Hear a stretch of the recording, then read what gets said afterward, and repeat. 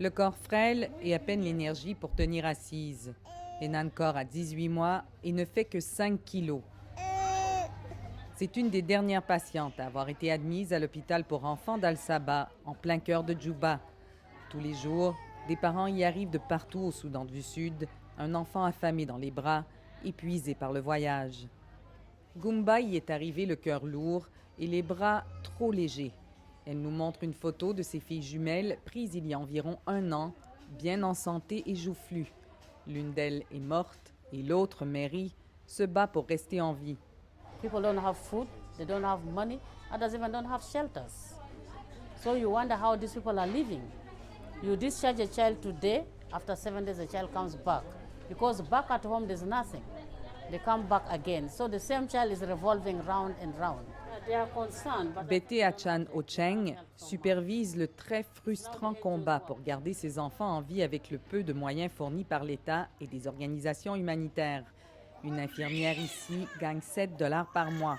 Le personnel de l'hôpital n'a pas été payé depuis 3 mois. Yeah, all of us working, we are not paid, but we are working. If all of us sit down, all the children will die. You won't get anybody here.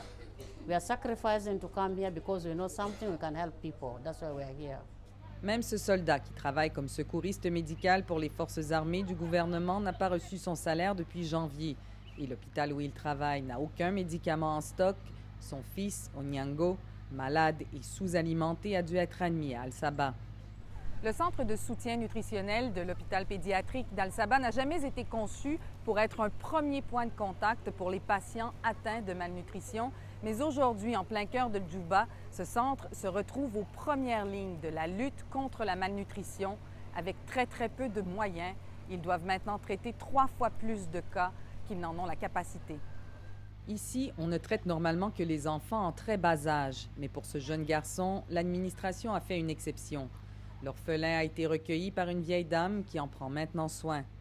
Le corps émacié du garçon d'une dizaine d'années fait peine à voir. Ses reins ne fonctionnent plus.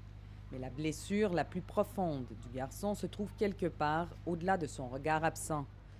Depuis qu'il est arrivé, il ne parle que de violence, d'hommes armés et des horreurs dont il a été témoin. With peace, we were expecting everything should be okay. Even me, I shouldn't have been here. But all happened, what can we do? We are bearing all together. I shouldn't have been here. I was hoping to be somewhere far away. Because all your life you have to hope for something better. But now it has become the worst.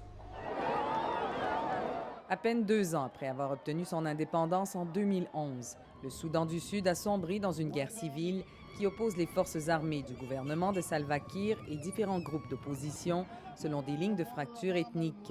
Environ la moitié du budget de l'État est consacré à la défense. The defense will not defend the stomach. People are hungry. We're looking into food, clothing, and security. That could help the mothers. The number could be very small. Now the best Sudanese are going. The best South Sudanese, we are losing them indirect. We don't know. When a child dies, it's painful. La grande majorité des cas de malnutrition chez les enfants au Soudan du Sud sont accompagnés de maladies infectieuses et opportunistes, malaria, sida, choléra et tuberculose. Lomwang Netabo et son fils, Kamis, 2 ans, sont atteints de la maladie. Elle n'a même plus la force de parler. À peine un filet de voix sort de sa bouche quand elle essaie de raconter ce qui leur est arrivé.